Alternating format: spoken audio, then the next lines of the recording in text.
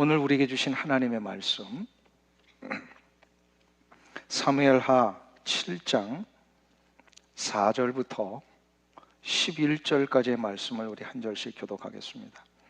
사무엘하 7장 4절부터 11절까지의 말씀을 한 절씩 교독합니다. 그 밤에 여호와의 말씀이 나단에게 임하여 이르시되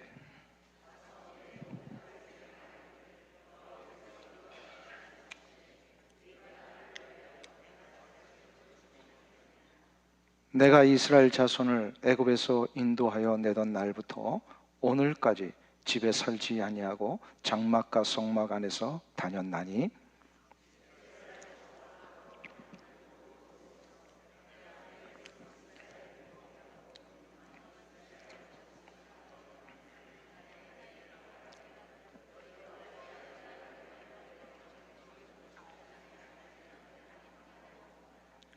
그러므로 이제 내 종 다윗에게 이와 같이 말하라. 만군의 여호와께서 이와 같이 말씀하시기를 내가 너를 목장 곧 양을 따르는 데에서 데려다가 내 백성 이스라엘의 주권자로 삼고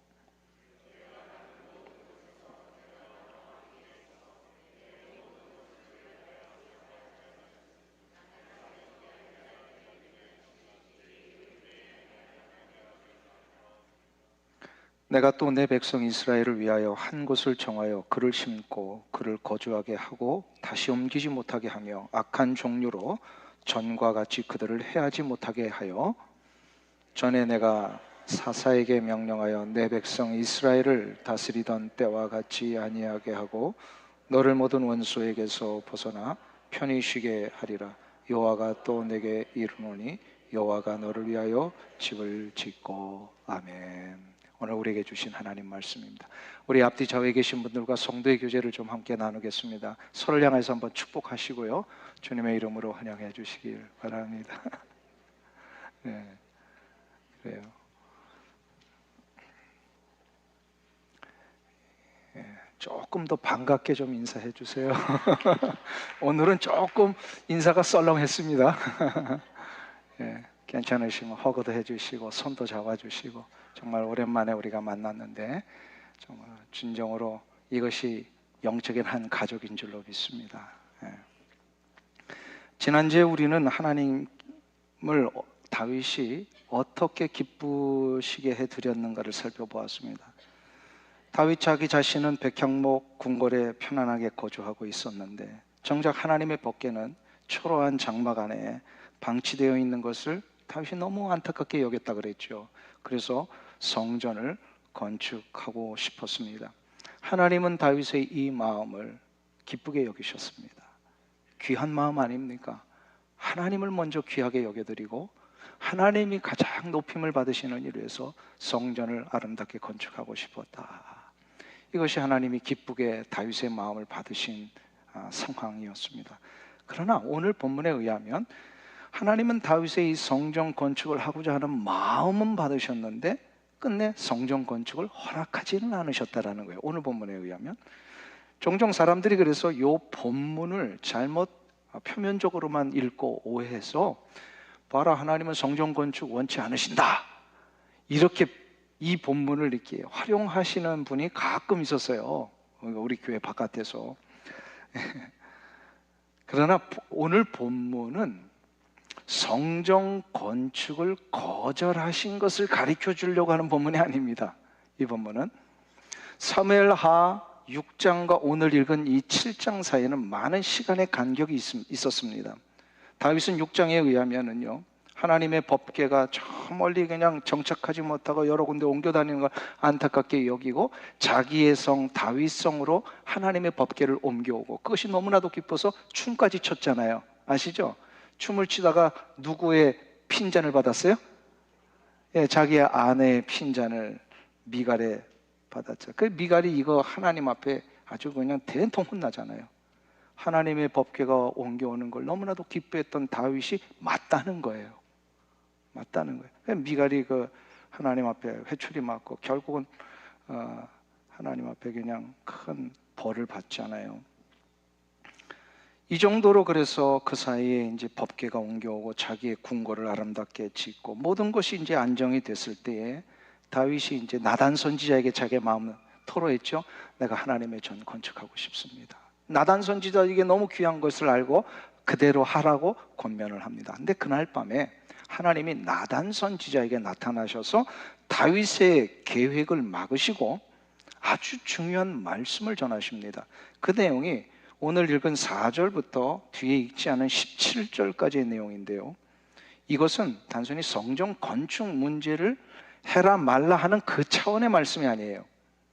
이 말씀은 앞으로 하나님이 진행하실 다윗을 통하여, 그리고 앞으로 진행될 성전 건축을 통하여 다윗과 하나님의 백성들과 온 인류를 향하신 하나님의 거룩한 구원의 계획과 언약을 가르쳐 주시는 말씀이에요. 그 언약과 축복의 말씀 중에 오늘 읽은 1절부터 11절은 두 가지를 우리 가운데 하나님이 가르쳐 주고 계십니다. 그 첫 번째가 뭐냐면, 하나님은 건물에 갇히지 않으시는 분이심을 가르쳐 주심으로 성전의 참된 의미가 무엇인지를 깨우쳐 주신 거예요. 오늘 5절을 다시 한번 보실까요? 5절의 말씀을 우리 같이 한 목소리로 봉독합니다. 가서 내 종 다윗에게 말하기를 여호와께서 이와 같이 말씀하시되 내가 나를 위하여 내가 살 집을 건축하겠느냐. 이 말씀은 다윗을 비롯한 이스라엘 백성들이 한 가지 오해하고 있다는 것을 깨우쳐 주신 겁니다. 성전에 대하여 다윗은 무엇을 오해했을까요?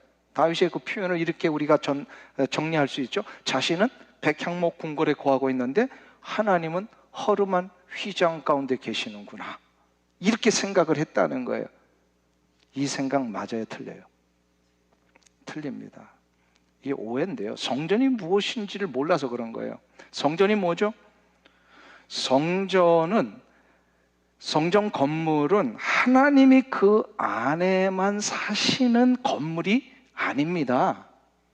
하나님은 영이시고 우리 인간의 물리적인 상황과 법칙을 뛰어넘는 무소부지하신 전능하신 분이시잖아요. 믿으십니까? 그렇기 때문에 이 성전이라는 건물 안에만 갇혀 계시는 분이 아닙니다. 이 성전 건물 안에만 계시는 분이 아니에요. 하나님은 그런데 하나님의 임재하심을 인간의 수준에서 보여주시기 위하여 가시적으로 하나님의 임재를 체험할 수 있는 구체적인 장소를 허락하신 거예요.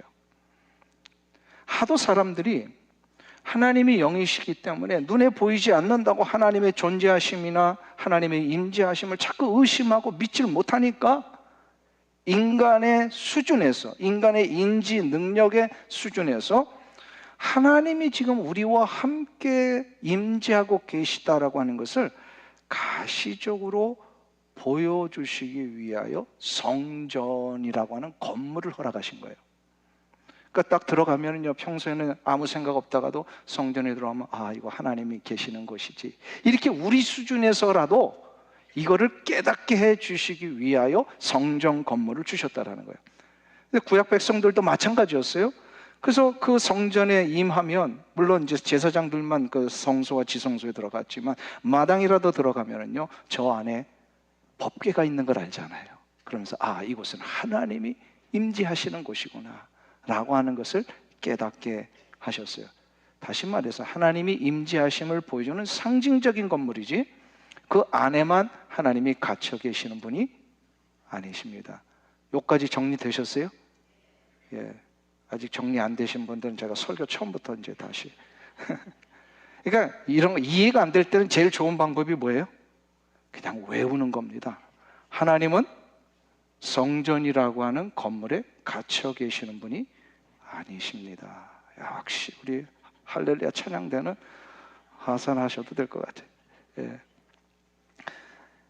하나님은 건물에 갇혀 계시는 분이 아니시다라고 하는 것을 다윗에게 이거 깨워쳐 주시기 위하여 오늘 6절과 7절에 이렇게 말씀을 합니다.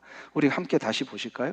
오늘 본문 6절과 7절 말씀을 같이 한 목소리 읽습니다. 내가 이스라엘 자손을 애굽에서 인도하여 내던 날부터 오늘까지 집에 살지 아니하고 장막과 성막 안에서 다녔나니 이스라엘 자손과 더불어 다니는 모든 곳에서 내가 내 백성 이스라엘을 먹이라고 명령한 이스라엘 어느 지파들 가운데 하나에게 내가 말하기를 너희가 어찌하여 나를 위하여 백향목 집을 건축하지 아니하였느냐고 말하였느냐. 무슨 얘기입니까? 하나님 한 번도 내가 거할 집 만들라 이렇게 말하신 적이 없다는 거예요. 그러니까 성막을 찾고 짓게 만드신 건 하나님의 임재하심을 보여주시기 위함이었어요. 왜 나는 백향목집 안 만들어 놨어? 이렇게 얘기하신 분이 아니시라는 겁니다. 여기서 이제 다윗의 관심과 하나님의 관심이 다르시다라는 것을 보여줍니다. 다윗의 관심은 뭐였어요? 어떻게든 성전을 멋지고 화려하게 지어서 하나님이 거하시는 장소는 이 정도는 되어야 합니다 라고 하는 것을 자기 스스로도 좀 만족하고 싶었고 다른 이들에게도 이것을 보여주고 싶었던 것입니다. 자, 이런 생각이 잘못된 건 아닌데 이런 생각이 극단적으로 나아가면 어떻게 될까요? 이 마음의 자세는 하나님 기뻐하셨다고 그랬어요. 근데 이 자세에서 조금 더 극단으로 나가면 어떻게 될까요? 성전이라고 하는 건물 자체를 신성시하게 됩니다. 그런 예를 잘 보여주는 것이 중세의 캐톨릭 성당들이었습니다. 저들은 건물을 신성시하기 시작을 했어요. 그래서 성전 자체를 화려하게 꾸미고 성전 안에 조각과 그림들을 화려하게 만들어 놓는 것에 굉장히 집중을 합니다. 그리고 나중에 그 성당 안에 만들어 놓은 성상과 그림들을 보세요. 저들은 그 성상, 조각들, 그러니까 이제 무슨 위대한 성경의 인물이라든지 기독교 역사에서 위대한 교부들이라든지 교황이라든지 이런 사람들 조각품들을 다 곳곳에 성당 안에 만들어 놓고 거기에 무릎 꿇고 기도를 합니다. 기도의 자리라고 다 마련해 놨어요. 그리고 그림들을 걸어놓고 그 그림 앞에 사람들이 성호를 그려. 이거 이렇게 하는 거 있잖아요. 그거 그리면서 거기 앞에 자기들의 그 바램을 올리기도 합니다. 다시 말해서 중세의 캐톨릭이요, 건물 자체가 신앙이 되어버린 거예요. 그러나 오늘 다윗에게 하나님이 분명히 가르쳐 주신 게 있죠. 하나님의 관심은 그게 아니셨다라는 거예요. 이 건물 자체가 신성시 돼가지고 거기에 막 경배하는 게 아니라 하나님이 원하셨던 것은 이 건물을 통하여 뭘 느끼게 하시는 거예요? 하나님이 임재하고 계시다라고 하는 거, 하나님이 살아 역사하시는 분이시다라는 것을 깨닫게 해주시는 것. 그러므로 하나님은 이 건물에 제한받는 분이 아니십니다. 하나님은 무소부재하신 분이세요. 하나님 우리에게 진정으로 원하시는 것은 성전을 통하여 하나님의 임재하심과 함께하심을 깨닫는 것에 있습니다. 여러분들에게 오늘 이 아침에 묻습니다. 여러분들 이 자리에 들어오시면서 하나님이 이 예배의 자리에, 이 성전 안에 함께하심을 느끼셨습니까? 못 느끼셨어요? 그걸 느끼라고 이 성전이라는 건물을 주셨다라는 거예요. 이 성전 건물 자체를 섬기라고 하는 게 아니라. 그래서 이 중세가 타락하게 된 이유 중에 하나가 그냥 막 어떻게든 그 건물을 화려하게 짓고 그 안에 뭔가 모든 이 재정을 들여서 화려하게 꾸미는 거에 저들이 힘을 썼었습니다. 그래서 이게 잘못됐다라고 하는 것을 하나님이 지금 오늘 다윗을 통하여 가르쳐 주신 것인데, 여기서 우리가 조심해야 될 게 있어요. 그러면 이렇게까지 얘기하면요, 정반대의 극단으로 가는 분들이 있어요. 그 정반대의 극단이 뭐냐면, 굳이 성전 건물이 필요한가? 라고 질문을 제기하면서 그냥 아무 데나 하나님 계시니까 아무 데서나 그냥 하나님 섬기고 예배하면 되지 않습니까? 라고 하는 주장을 합니다. 그래서 결국 이런 사람들을 뭐라 하냐, 성전 무용론자들이다 라고 얘기를 합니다. 성전 건물은 필요 없다. 그 한 예가 무교회주의자들이 그런 이야기를 합니다. 성전은 필요 없다라고 주장을 합니다. 성전 건물은 필요 없습니까? 아니죠. 그렇지 않죠. 성전 건물은 필요합니다. 왜요? 우리의 인식의 능력의 한계 때문입니다. 인간이 하나님의 임재하심을 깨닫지 못하는 이러한 무능함 때문에 하나님이 성전을 통하여서 하나님이 임재하심을 체험케 하시기 위해 이 성전을 만들라고 하신 거니까 성전 무용론은 잘못된 거예요. 성전의 가장 중요한 목적이 뭐라고요? 하나님의 임재하심을 제대로 깨닫지 못하는 모든 인생들에게 하나님은 실제로 임재하십니다, 이거 체험케 하는 거예요. 자, 그럼 오늘 다시 묻습니다. 여러분들은 이 자리에 하나님이 임재하고 계심을 확신하십니까? 네, 이제 조금 이해가 되셨나 보다. 처음에는 뭐가 뭔지 잘 모르셨다고요. 이곳에 하나님이 임재하심을 우리는 확신합니다. 그래서 성전은, 한번 따라하겠습니다. 성전은 신성시해서도 안 되지만 성전 무용론으로 가서도 안 된다. 무슨 얘기인지 아시겠어요? 예, 성전을 신성시해서도 안 되지만 성전 무용론으로 가서도 안 됩니다. 이것을 바르게 밸런스를 맞추며 균형을 잡고 일어났던 1500년대에 아주 놀라운 움직임이 하나 있습니다. 이게 바로 종교개혁이에요. 종교개혁, 그래서 일어난 거예요. 종교개혁 시대에 교회 건물들이 새로 세워졌을 때에 그 교회 건물들을 한번 가보신 적이 있습니까? 겉으로 볼 때는 중세 캐톨릭 그 고딕 건물이나 비슷하지만요, 내부를 들어가면 전혀 달라집니다. 종교개혁 이후에 개혁교회들의 교회 건물 내부는요, 굉장히 절제되어 있습니다. 오직 한 가지만 집중을 합니다.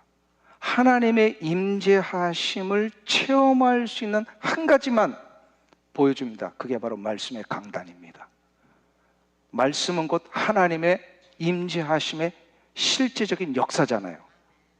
그래서 개혁교회 건물들을 들어가면 다른 거 다 없습니다. 오직 말씀의 강단만 중앙에 높이 세워놓습니다. 그래서 개혁교회들이 가서 예배를 드리면요, 이 앉아 계신 성도님들이 고개를 이렇게 하고 예배를 드려요. 설교 들을 때. 이거를 우리는 1시간만 예배를 드려도 좀 힘들잖아요. 그죠? 우리 교회는 말고요. 근데 개혁교회 성도들은요, 이렇게 고개를 들고 강단에서 선포되는 말씀을 2시간이고 3시간이고 말씀에 집중을 합니다.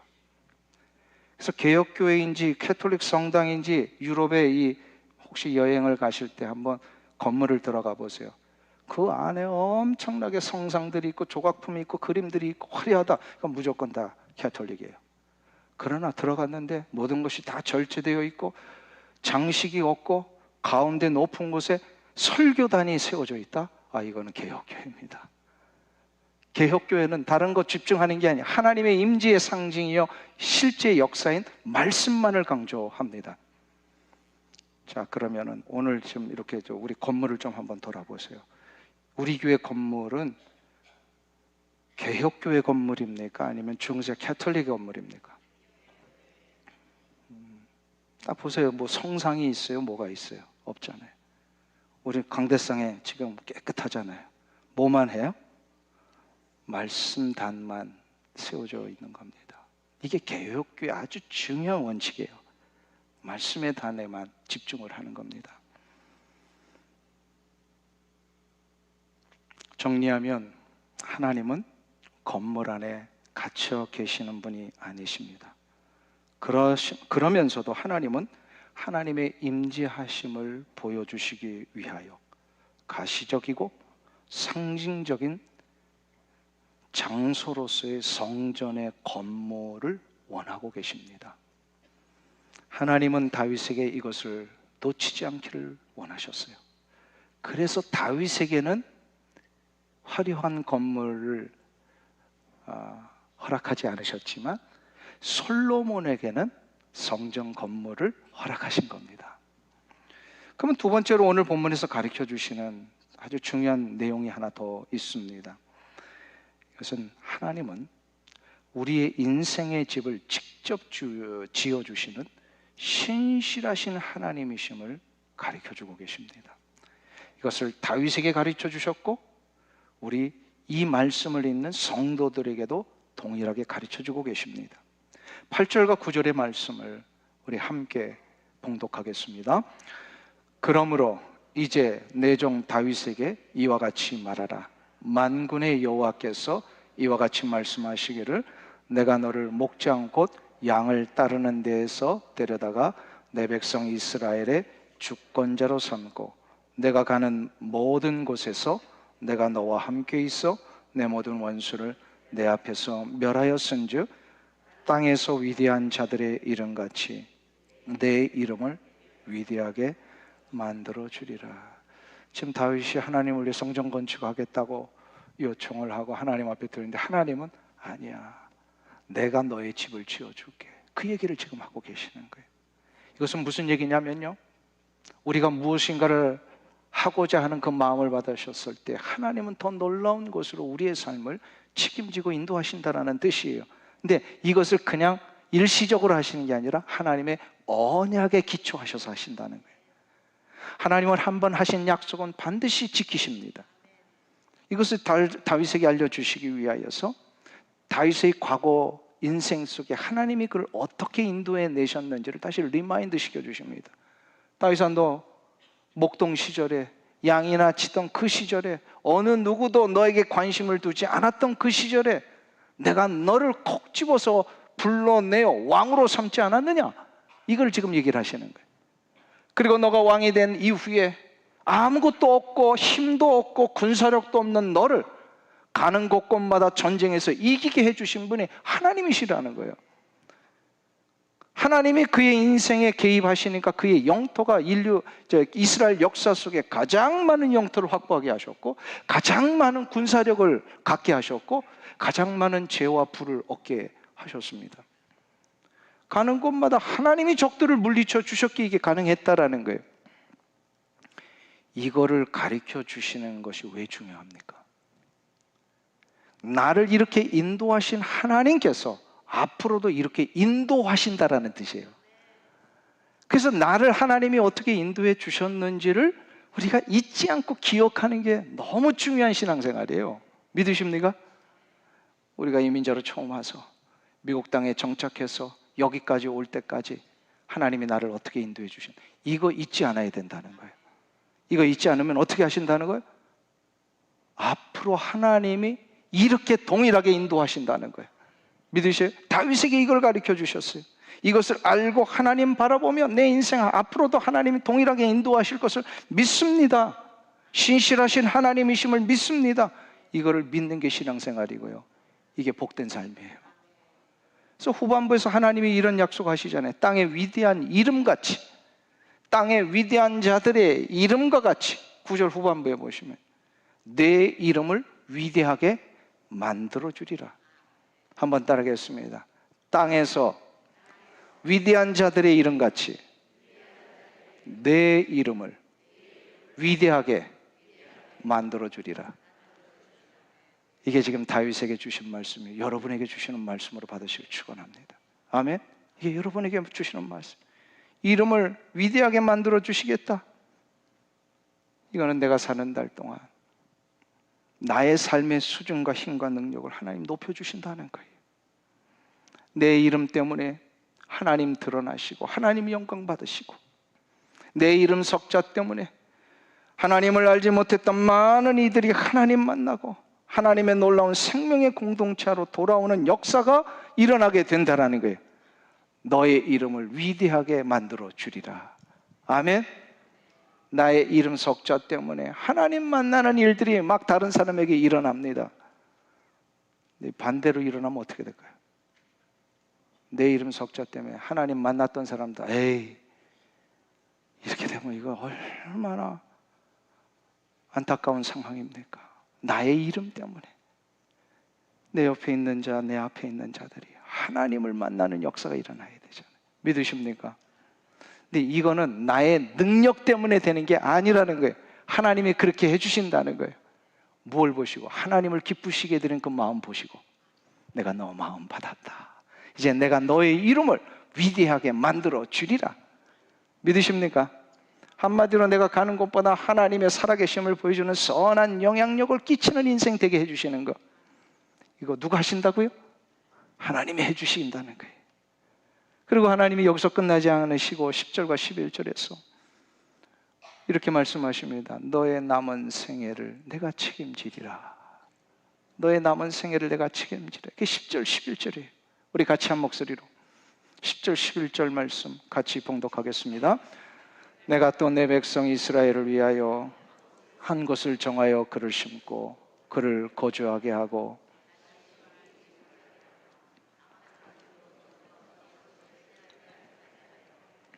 전에 내가 사사에게 명령하여 내 백성 이스라엘을 다스리던 때와 같지 아니하게 하고 너를 모든 원수에게서 벗어나 편히 쉬게 하리라. 여호와가 또 내게 이르노니 여호와가 너를 위하여 집을 짓고 내가 너를 위하여 집을 짓고. 오늘 아침에 또 질문을 합니다. 여러분 한번 대답하세요. 인생의 처음이 잘 되는 게 좋습니까? 나중에 잘 되는 게 좋습니까? 질문의 의도를 잘 파악하셨네요. 우리는 욕심이 많아가지고 처음도 잘 되고 나중도 잘 되고. 근데 제일 힘든 게 뭘까요? 제일 힘든 상황이. 그래도 처음에는 고생이지만 젊어서 감당해서 모든 거 어려움들 다 이기고 이 고생 끝에 이제 안정을 찾을까 했는데 아니 나중에 이렇게 와보니까 왜 내 인생이 이렇게 이 노년에 이 황혼의 어려움이 자꾸 일어날까 하는 요 상황이 발생되면 이게 참 어렵습니다. 이제는 젊을 때의 그런 힘도 없잖아요. 이건 내가 감당할 능력이 이제 안 생기는 거예요. 그래서 처음엔 잘 됐다가 나중에 안 되는 일들이 발생이 되면 참 힘듭니다. 그런데 오늘 하나님의 말씀은요, 처음에 잘 안 되는 것처럼 보일지라도 하나님의 간섭과 섭리를 믿고 붙들고 나가는 자에게는 나중을 책임져 주신다는 거예요. 그러니까 여러분들이 지금 현재 상황 속에 나는 지금 이제 안정을 찾아야 되는데 왜 지금 어려운가 라고 혹시 실망이 살짝 들려고 할 때에 이 말씀을 붙드세요. 뭐라고요? 내가 너의 집을 지으리라. 하나님이 나의 남은 생애를 책임지시겠다는 거예요. 하나님이 이것을 보장하시기 위해서 다윗이 짓는 성전이 아니라 하나님이 직접 다윗의 집을 지으시겠다라고 약속하시는 거예요. 여호와가 너를 위하여 집을 짓고. 하나님이 진짜로 우리에게 원하시는 바가 이겁니다. 마음만 하나님 앞에 기쁘게 해드리는 삶을 살면요, 그 마음을 받으신 하나님은요, 우리의 인생의 길을 직접 책임지신다. 직접 책임지시. 그러니까 우리의 인생의 길은요, 우리가 만들어 갈 수 있는 게 아니잖아요. 노년에 내가 이렇게 힘들어질 줄 누가 알았어요? 만일에 나의 노력과 열심으로 나의 노후를 가장 완전하게 보장할 수 있는 것이라면 이 노후에 힘들어하는 사람 아무도 없습니다. 근데 왜 내 육체가 이렇게 점점 힘이 빠질까? 나의 삶에 이런 일들이 일어날까? 라고 하는 고민이 들 때마다 우리는 나의 인생을 내가 만들어가는 게 아니구나. 이거를 믿고 나의 인생을 오직 하나님만이 만들어 가실 수 있구나. 이 확신을 가져야 돼요. 이 확신을 가지고 지금까지 인도하신 하나님의 역사를 잊지 말고 하나님이 나를 어떻게 인도해 주셨는지를 바르게 깨닫는 자, 앞으로도 그렇게 인도해 주실 것입니다. 제2차 세계대전 당시에 네덜란드에 살고 있던 유대인들을 이렇게 숨겨준 그 이유 때문에 나치 독일군에 잡혀서 혹독한 수용소에 갇혔던 네덜란드의 유명한 여인이 있습니다. 코리 텐분 여사 아시죠? 그분이 나중에 이제 그의 책에서 이런 얘기를 합니다. 내가 이렇게 선한 일, 좋은 일 했는데 왜 내가 이렇게 수용소에 갇혀야 되는 거야? 난 유대인도 아닌데 하면서 그런 일들이 굉장히 그 수용소에서 자책이 되고 어려웠다고 합니다. 근데 나중에 깨닫고 보니까 그게 아니었구나라고 하면서 그의 책에서 자신의 인생을 자수에 비유합니다. 자수가 뭔지 아시죠? 이렇게 실로 헝겊을 이렇게 뜨면은 아름다운 이렇게 무늬가 만들어지는 수 놓는 거 있잖아요.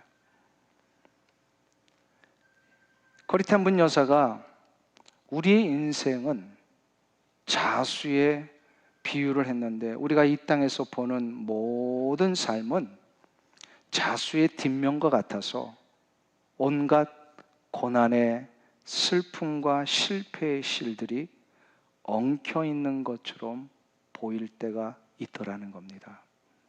근데 우리는 뒷면만 보고 산다는 거예요. 자수의 뒷면만 보고 사는 거예요.